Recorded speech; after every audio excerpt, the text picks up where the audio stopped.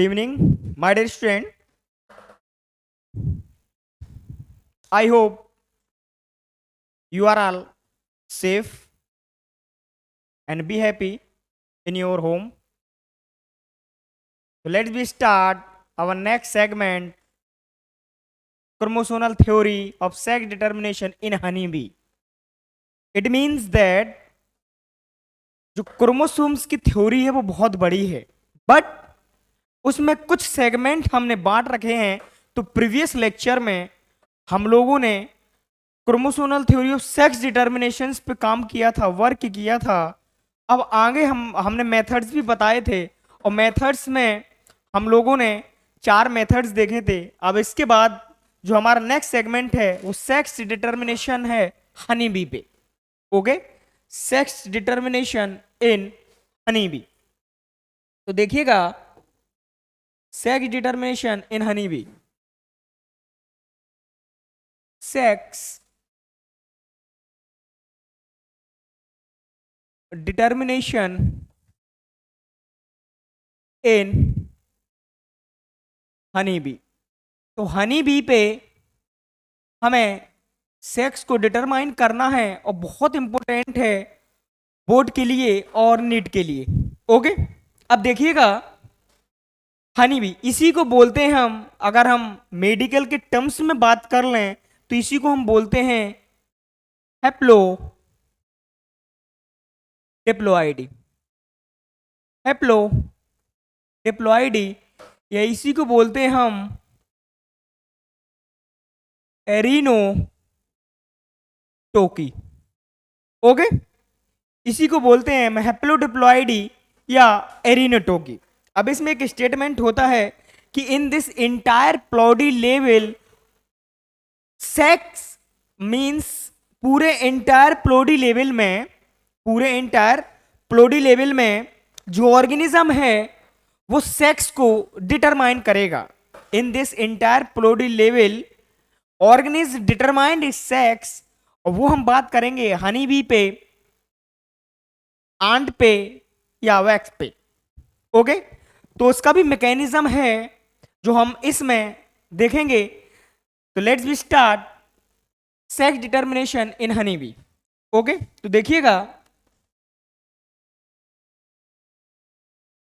Statement की बात करूं तो in this entire ploidy level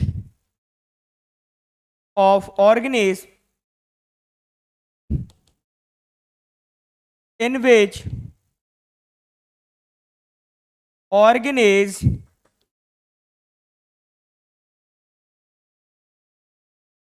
determine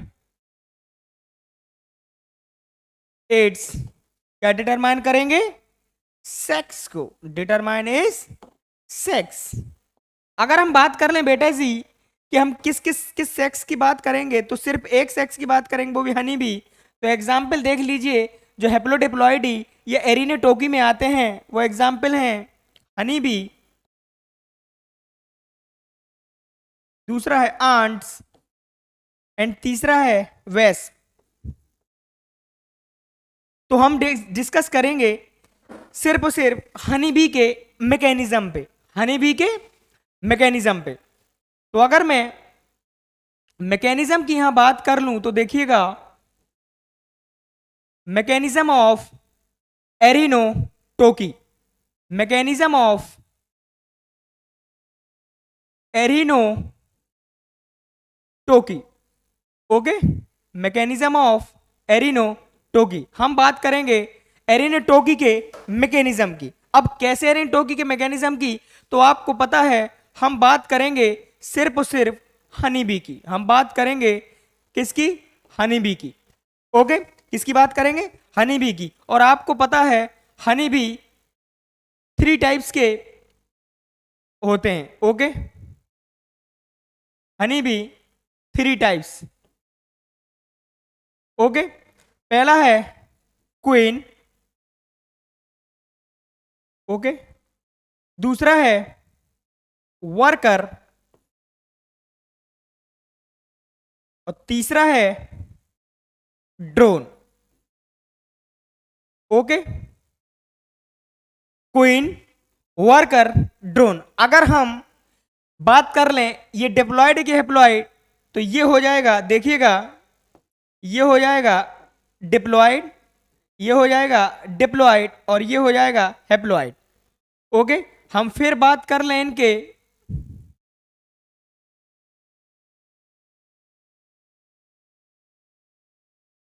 diploid and ये भी डिप्लॉयड। ओके, अब हम बात कर लें फर्टाइल की स्टाइल, तो ये देखिए क्वीन जो है वो है फीमेल, वर्कर जो है वो है फीमेल, ड्रोन जो है वो है मेल। ओके, तो अगर हम बात कर लें अब क्वीन की फर्टाइल की स्टाइल, तो ये है फर्टाइल, ये है स्ट्राइल, मींस जो वर्कर है वो स्ट्राइल है, और जो ड्रेन है वो भी है फर्टाइल, वो है फर्टाइल। तो इतनी सारी कंडीशंस आप लोगों के दिमाग में आ गई होंगी। अब हम इनको क्या करते हैं, इस मैकेनिज्म को एलाबोरेट करते हैं। ओके, तो मैकेनिज्म को किस तरीके से एलाबोरेट करेंगे वो देख लीजिए आप। अब देखिएगा, हम बात करें क्वीन की। ओके, आपको पता है कि क्वीन में क्रोमोसोम्स होते हैं 32। ओके, अगर मैंने क्या किया, मियोसिस कंडीशन लगाई, मियोसिस कंडीशन, तो मियोसिस कंडीशंस का मतलब होता है बेटा जी, देखिएगा, meiosis condition means reductional division, मतलब यहां पे क्रोमोसोम्स नंबर हो जाएंगे हाफ। ओके, क्या हो जाएंगे, क्रोमोसोम्स नंबर हो जाएंगे हाफ। तो देखिएगा, क्रोमोसोम्स नंबर हो जाएंगे हाफ, तो 2n है, तो यहां पे हो जाएगा मींस 32 है, तो एक 16 मींस n। ओके, और यहां पे भी 16। Okay, means n n। Okay, समझ में आ रहा सभी लोगों को, मियोसिस कंडीशन लगाई एन एन। ओके, अब क्या हुआ, देखिएगा, आपके दिमाग में आओगा, अच्छा सर, मतलब मियोसिस कंडीशंस लगाई तो यहां पे जो डिवीजन होगा वो रिडक्शनल डिवीजन होगा, वो क्या होगा, रिडक्शनल डिवीजंस होगा। तो यहां पे अब हम कंडीशंस लगाएंगे, अगर यहां पे हमने कंडीशंस लगाई पार्थिनोजेनेसिस की, पार्थिनोजेनेसिस, पार्थिनोजेनेसिस, मतलब यहां पे जो एग बनेगा वो बनेगा अनफर्टिलाइज एग, अनफर्टिलाइज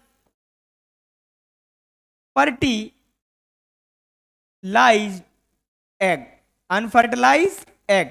ओके, तो क्या हो जाएगा, यहां 16 आ जाएगा। ओके, और या बोलते हैं हम यहीं पे या एन आ जाएगा। ओके, तो आपको पता है प्रीवियस फर्स्ट स्लाइड्स में हमने बोला था कि एन कौन है, ड्रोन है। ओके, एन ड्रोन है, तो देखिएगा ये जो कंडीशंस हो जाएगी, ये कंडीशंस हो जाएगी, देखिएगा बेटा जी, ये कंडीशंस हो जाएगी ड्रोन की,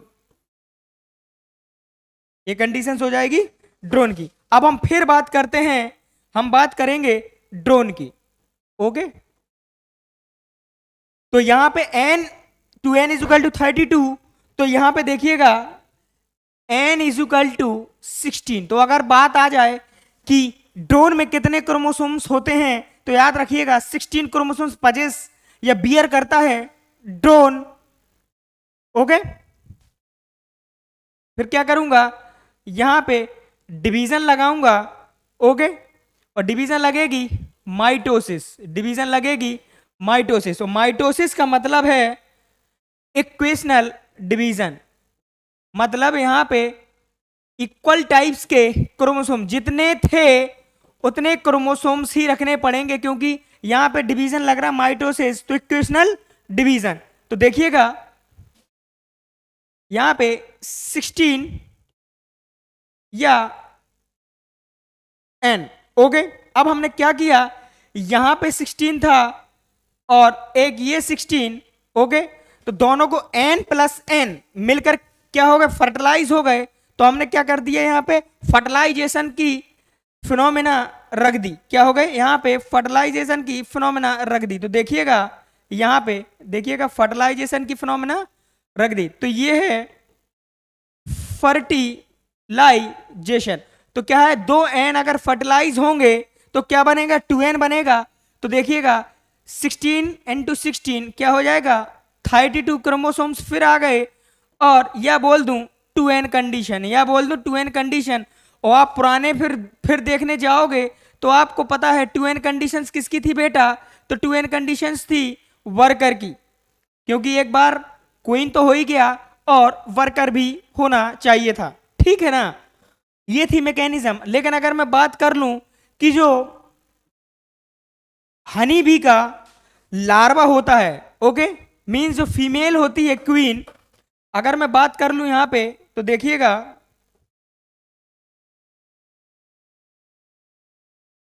जो लार्वा होता है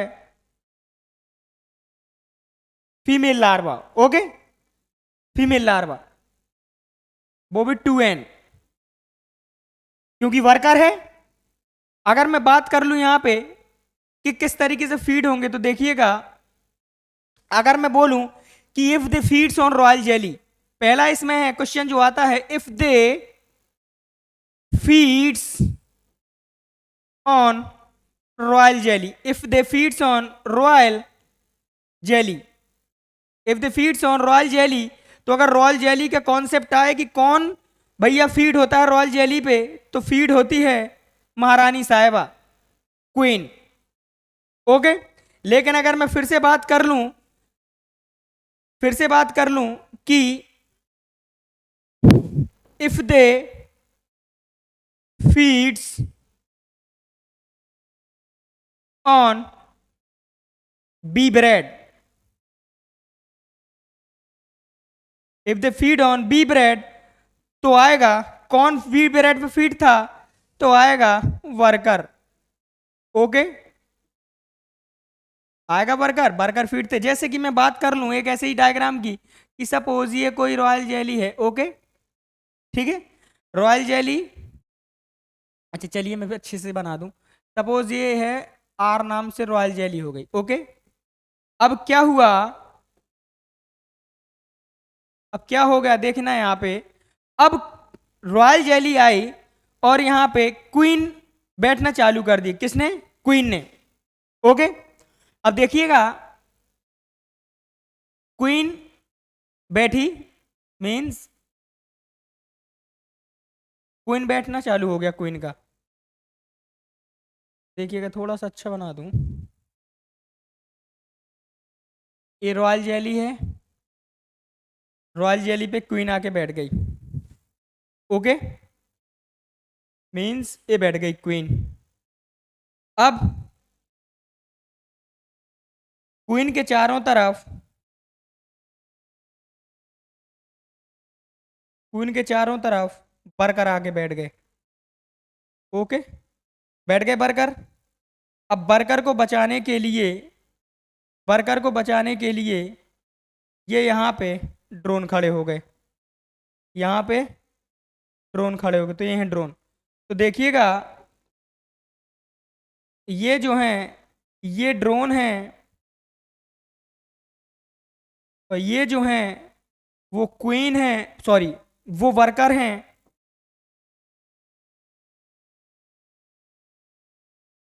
वो वर्कर हैं। और जो येलो है रॉयल जेली है उस पे बैठी है क्वीन। तो इस टाइप का स्ट्रक्चर बनाते हैं और मैकेनिज्म को फुलफिल करते हैं, और इस मैकेनिज्म का नाम है एरिनो टोकी या sex determination in honey B. बहुत इंपॉर्टेंट है, हर साल लगभग लगभग इसी पे क्वेश्चंस फ्रेम होते रहते हैं। ओके, अब हम बात करेंगे नेक्स्ट सेगमेंट की, वो सेगमेंट है जीन इक्विवेलेंस थ्योरी। तो 1926 में gene equivalence theory kelvin bridge नामक एक साइंटिस्ट ने प्रपोज की है। अब ये जो जीन इक्विवेलेंस थ्योरी है, इस थ्योरी में बोला गया कि जो सबसे पहले तो आप लोगों को एक चीज पता होगी कि ये जीन इक्विवेलेंस थ्योरी ड्रोसोफिला के बेसिस पे है बेटा जी। किस पे? ड्रोसोफिला के बेसिस पे। तो अगर हम बात करें कि ड्रोसोफिला के बेसिस पे कौन सी थ्योरी जनरेट हुई थी, तो ड्रोसोफिला के बेस पे जीन इक्विवेलेंस थ्योरी क्या हुई थी? जनरेट हुई थी। अब इसमें यह बताया गया कि जो इसमें जो जीन है, मेलनेस के gene, the gene of maleness as well as the gene of femaleness, the gene of maleness as well as the gene of femaleness are present in an organism। एक ऑर्गेनिज्म में मेलनेस के gene और femaleness के gene present हैं और दोनों के दोनों जीन आपस में बैलेंस बनाते हैं, आपस में बैलेंस क्रिएट करते हैं। तो दिमाग में आएगा कि सर अगर मेलनेस के जीन और फीमेलनेस के जीन ऑर्गेनिज्म में प्रेजेंट हैं तो बैलेंस बना रहे हैं, तो बताइए मेलनेस का जीन कहां प्रेजेंट है और फीमेलनेस का जीन कहां प्रेजेंट है? बहुत अच्छा क्वेश्चन है। तो देखिएगा जो मेलनेस का जीन है वो प्रेजेंट है ऑटोसोम्स पे। ओके, मींस जो मेल वाला जीन है, ओके, जो मेल वाला जीन है वो प्रेजेंट है किस पे? ऑटोसोम्स पे। अगर ऑटोसोम्स प्रेजेंट है तो इस टाइप के जीन को बोलते हैं transformer gene in Drosophila. Drosophila में ट्रांसफॉर्मर मींस जासूसी का काम करेगा, मींस ट्रांसफॉर्मेशन भेजेगा किसमें? ड्रोसोफिला में। तो इसको अगर ऑटोसोम्स में जीन प्रेजेंट है और मेल का जीन प्रेजेंट है तो ड्रोसोफिला में इस टाइप के जीन को बोला जाएगा ट्रांसफॉर्मर जीन, है ना। लेकिन अगर मैं बात कर लूं फीमेलनेस जीन की, फीमेलनेस जीन की, तो फीमेलनेस जीन कहां प्रेजेंट है? सेक्स क्रोमोसोम्स पे। फीमेलनेस जीन कहां प्रेजेंट है? सेक्स क्रोमोसोम्स पे। और यहां पे अगर ये सेक्स क्रोमोसोम्स प्रेजेंट है, सेक्स क्रोमोसोम्स मतलब एक्स क्रोमोसोम्स अगर प्रेजेंट है तो इस टाइप को बोलते हैं XL gene of Drosophila, XL gene of Drosophila. अब आप कहोगे ये कौन सी नई बला आ गई, एक्सएल जीन ऑफ ड्रोसोफिला? तो इसको बोलते हैं sex lethal gene of Drosophila, Drosophila का सेक्स लीथल जीन। तो आपके दिमाग में आएगा तो सर ये बताइए अगर हम ड्रोसोफिला में बात कर लें, ड्रोसोफिला की बात कर लें, क्या वाई क्रोमोसोम्स वास्तव में इंपॉर्टेंट है या वाई क्रोमोसोम्स वास्तव में मदद करेगा किसी चीज को बनाने के लिए? तो दिमाग में आएगा अच्छा कि वाई क्रोमोसोम्स मदद करना चाहिए, करना चाहिए नहीं करना चाहिए? तो आएगा क्या ये वाई जो क्रोमोसोम्स है क्या ये रिप्रोडक्टिव ऑर्गन को डेवलप करने में मदद होगी? बिल्कुल। तो तुरंत क्वेश्चन आएगा कि रिप्रोडक्टिव ऑर्गन को डेवलपमेंट के लिए वाई क्रोमोसोम्स की मदद चाहिए होगी। तो तुरंत क्वेश्चन आएगा क्या ये वाई क्रोमोसोम्स रिस्पॉन्सिबल है फॉर्मेशन ऑफ स्पर्म्स के लिए, मतलब स्पर्मेटोजेनेसिस के लिए? तो तुरंत दिमाग में क्वेश्चन आएगा बिल्कुल वाई क्रोमोसोम्स रिस्पॉन्सिबल है स्पर्मेटोजेनेसिस के लिए। तुरंत फिर क्वेश्चन आएगा क्या ये वाई क्रोमोसोम्स स्पर्म की मोटिलिटी के लिए भी रिस्पॉन्सिबल है कि कौन स्पर्म कितनी तेजी से मूव करेगा, मतलब रेस हो रही है स्पर्म की और स्पर्म को रेस जीतना है, क्योंकि during one copulation 200 to 300 million sperms ejaculate during one copulation. तो 200 से 300 मिलियन स्पर्म जब इजैकुलेट होंगे तो उसमें से सिर्फ और सिर्फ एक जो रेस में अव्वल है और जिसकी मोर्टेलिटी ज्यादा है तो वो कौन डिसाइड करेगा? वाई क्रोमोसोम्स डिसाइड करेगा। तो इसके लिए भी रिस्पॉन्सिबल है वाई क्रोमोसोम्स। ओके, अब आपके दिमाग में आएगा कि सर क्या वास्तव में वाई क्रोमोसोम्स अगर अब्सेंट हो जाए, मैं बोल दूं if Y chromosomes is absent, मतलब अरे कहने वाली बात है कि अगर वाई क्रोमोसोम्स की कमी हो जाए तो उस टाइप के ड्रोसोफिला को क्या बोलेंगे? अगर मैंने कहा वाई क्रोमोसोम्स की कमी हो गई तो उस टाइप के ड्रोसोफिला को बोलेंगे स्टेराइल मेल ड्रोसोफिला। अगर वाई क्रोमोसोम्स की कमी हो गई तो उस टाइप के ड्रोसोफिला को बोलेंगे स्टेराइल या मेल स्टेराइल ड्रोसोफिला। अब यहां पे एक सेगमेंट कॉन्सेप्ट आता है SIR नामक, सर नामक। S मतलब सेक्स, I मतलब इंडेक्स, R मतलब रेशियो, सेक्स इंडेक्स रेशियो। तो सेक्स इंडेक्स रेशियो का फॉर्मूला होता है number of X chromosomes upon number of autosome set X upon A, X upon A। फिर कुछ वैल्यू दी जाती हैं, 1 फीमेल के लिए 0.5, less than, more than, between 0.5 to 1 क्या होता है, कुछ न्यूमेरिकल्स। तो ये थी सेक्स सेक्स इंडेक्स रेशियो, बहुत इंपॉर्टेंट है। हम अपने डायरेक्ट सेगमेंट में इसको नोट डाउन करा देंगे आप लोगों को।